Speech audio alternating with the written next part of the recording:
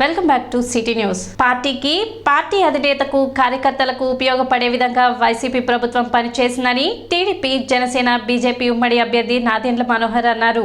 ఆదివారం మారిస్పేటలోని పెండేల వెంకట్రావు కళ్యాణ మండపం నందు టీడీపీ జనసేన బీజేపీ నేతల సమావేశం జరిగింది. సమావేశంలో 21 నుండి 25 వార్డుల పరిధిలోని క్లస్టర్ మరియు బూత్ స్థాయి నేతలు హాజరు కాగా నాదెండ్ల మనోహర్ ముఖ్య అతిథిగా పాల్గొన్నారు.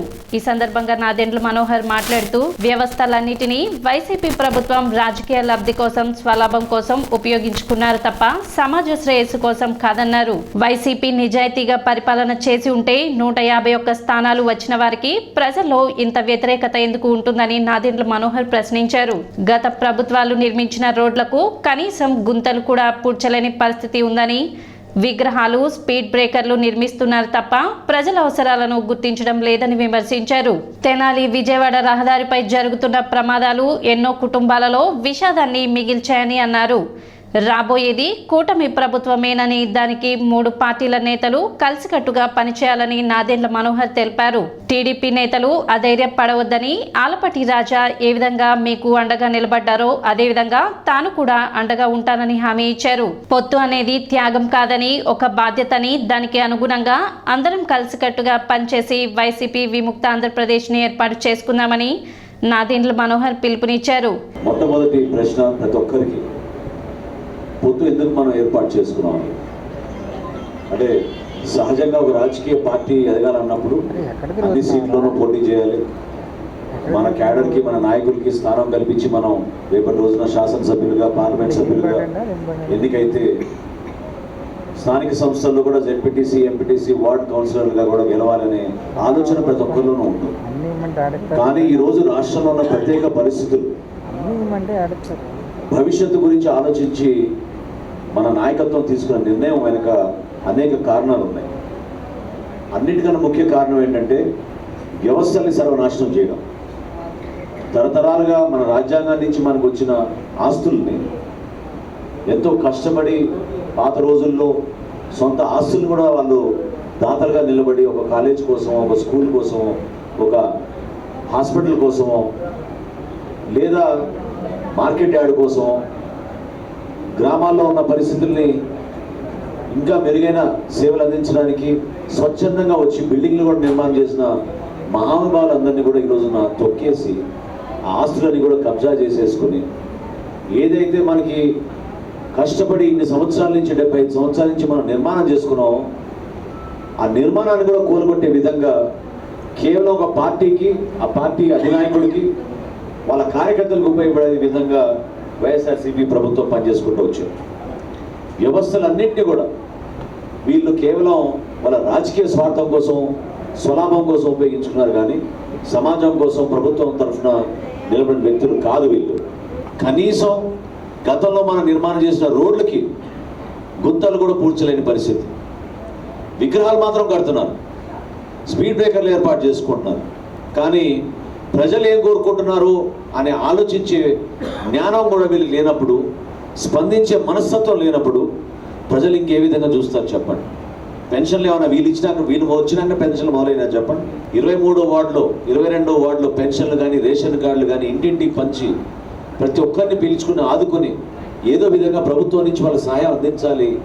పేదరికంలో ఉన్నారు పాపం వీళ్ళు. వెళ్ళి సమాజంలో ఉన్నత స్థాయికి తీసుకురావాలని చేసిన ప్రయత్నం గతంలో ఎలా మర్చిపోతాం? ఇప్పుడు గతంలో నేను ప్రారంభించిన అభివృద్ధి కార్యక్రమాలని ఆలపాటి రాజా గారు కూడా ఆ రోజున పరిస్థితుల్లో రాష్ట్ర విభజన జరిగిన తర్వాత ఆయన కూడా కొనసాగించడానికి ఒక ప్రయత్నం చేసి తీసుకొచ్చారు.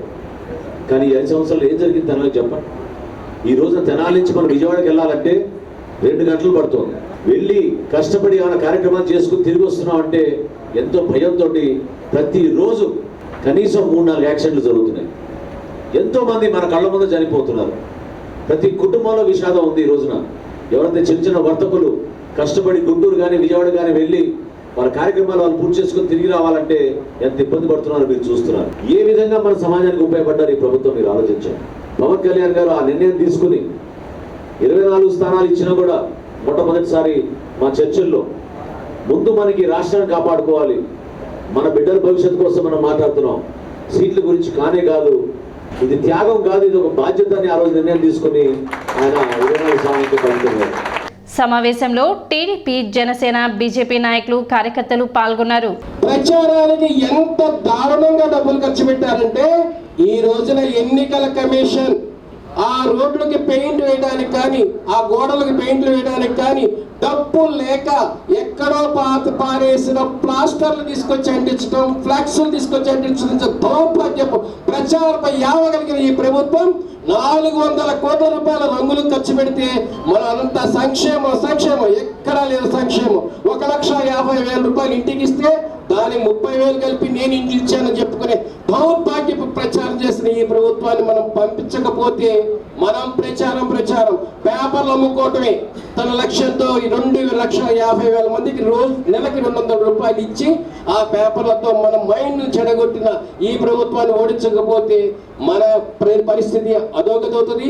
ఈ రాష్ట్ర నాయకత్వాన్ని ఇప్పుడున్న వాళ్ళని పారద్రోలాలంటే బీజేపీ పార్టీ అవసరం మనకి ఎంతో ఉందని చెప్పని తెలియజేస్తూ కొంచెం మీరు మనసు పెద్ద చేసుకొని మీరు ఆ విధంగా ఆలోచించాలని గ్రామాల్లో ఉన్న మన మైనారిటీ నాయకులంతా కూడా ఈ రోజున బీజేపీ మనం అందరం కలిసి జనసేన, బీజేపీ, తెలుగుదేశం ఎందుకు పోటీ చేస్తుందో కూడా తెలియజేయాలని చెప్పని కోరుకుంటూ పట్టణ గంగానమ్మపేటలో వేణుగోపాల స్వామి విగ్రహ ప్రతిష్ట మహోత్సవం ఆదివారం అత్యంత వైభవంగా జరిగింది. తిరుపతమ్మ దేవాలయం వద్ద ఏర్పాటు చేసిన ఈ విగ్రహ ప్రతిష్ట కార్యక్రమంలో జనసేన పిఎస్సి చైర్మన్ నాదెండ్ల మనోహర్ పాల్గొన్నారు. అర్చకులు, ఆలయ నిర్వాహకులు వేద మంత్రాలతో ఆయనకు స్వాగతం పలికారు. ఈ సందర్భంగా నాదెండ్ల మనోహర్ ప్రత్యేక పూజలు నిర్వహించారు. భక్తులు విశేష సంఖ్యలో ఈ ప్రతిష్ట మహోత్సవంలో పాల్గొన్నారు.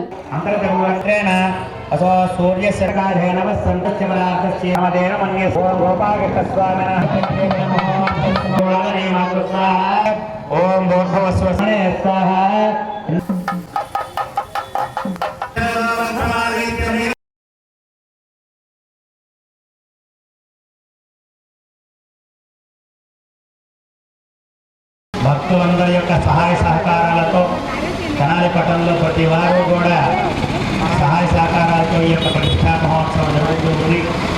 అందరూ కూడా ఈ జరిగేటువంటి ప్రతిష్టా కార్యక్రమంలో పాల్గొని స్వామివారి యొక్క అభిషేకాది హోమాది కార్యక్రమం ప్రారంభం చేసి స్వామివారి యొక్క అనుగ్రహానికి పాత్రలు తెలియజేస్తూ ఉన్న ఈ రోజున స్వామివారికి పంచగవ్యాలతో అభిషేకం, రేపు ఉదయం పాలతో అభిషేకం, ఎల్లుండి నీళ్లతో అభిషేక కార్యక్రమాలు, అలాగే 2వ తారీఖు సాయంత్రం స్వామివారి ఊరేగింపు జరుగుతుంది తెనాలి పట్టణంలో.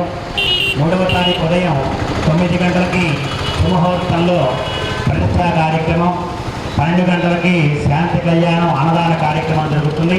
పట్టణంలోని నాజర్పేటలో నిర్వహిస్తున్న గోపయ్య సమేత లక్ష్మీ తిరుపతమ్మ తల్లి తిరునాళ్లను పురస్కరించుకొని మాజీ మంత్రి ఆలపాటి రాజేంద్ర ప్రసాద్ స్వామివార్లను దర్శించుకొని ప్రత్యేక పూజలు నిర్వహించారు. అనంతరం ఆలయ ప్రాంగణంలో శ్రీ లక్ష్మీనారాయణ కళానికేతన్ శిష్య బృందం ప్రదర్శించిన చిన్నారుల భరతనాట్యాన్ని తిలకించి వారిని అభినందించారు. కార్యక్రమంలో నిర్వాహక కమిటీ సభ్యులు, పార్టీ శ్రేణులు, భక్తులు పాల్గొన్నారు.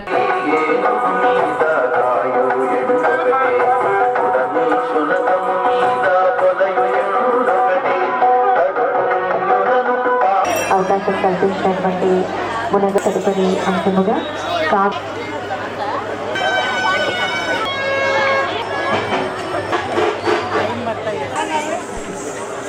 సభా కార్యక్రమం ప్రారంభం కానున్నది. దయచేసి నిలబడ్డ వారు అందరూ పోయిన శ్రీనివాసరావు గారు, శ్రీ మంగమూరి హరిప్రసాద్ గారు, శ్రీ తాడిపోయిన దయచేసి అందరి పేర్లు పిలుస్తున్నాను. చేసినటువంటి ఆలపాటి రాజేంద్ర ప్రసాద్ తెలియజేసుకుంటూ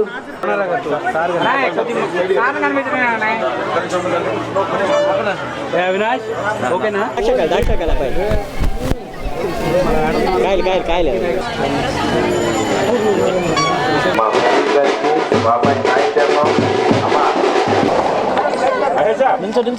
నిల్చోండి అన్నయ్య, నిల్చోండి. ఎడబెట్టి అడ్డంగా వెళ్తాం అన్నా సైడ్ అన్నా అన్న నీ చేయ మీరు అక్కడ నుంచి ఎక్కడమ్మా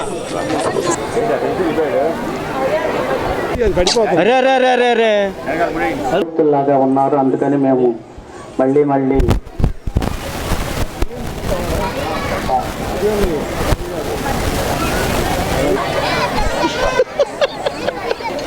అక్కడ వెనక ఫోటోలు కొట్టు అంతసేపు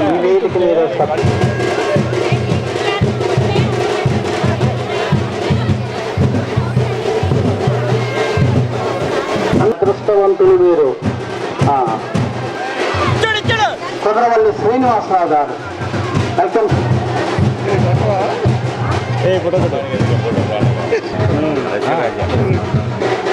పర్చూరు సుధామాధురి గారు వేదిక మీద సత్కారం మొదలు పెట్టుకొని ఇది పునాదిగా తీసుకొని ఇది ఫౌండేషన్ గా తీసుకొని ఎంతో ఎత్తుకు ఎదిగి గుమ్మడి వాణి నిజంగా తిరుపుతాం. ఈ సత్కారం చాలా పొంది ఉంటాం కనుక, కానీ ఇప్పుడు మీ కరుణత 1, 2, 3 ధన్యవాదాలు.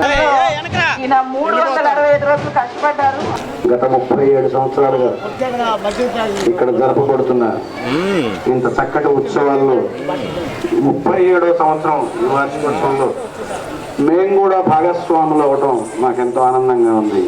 ఇది కేవలం అమ్మవారు అయ్యవారి శుభాశిస్సులు మాత్రమే అని మేము చాలా చక్కగా అర్థమయ్యేట్టుగా మాకు అయ్యేట్టుగా ఈ సన్మానం చేశారు ఈ కార్యక్రమ నిర్వాహకులు.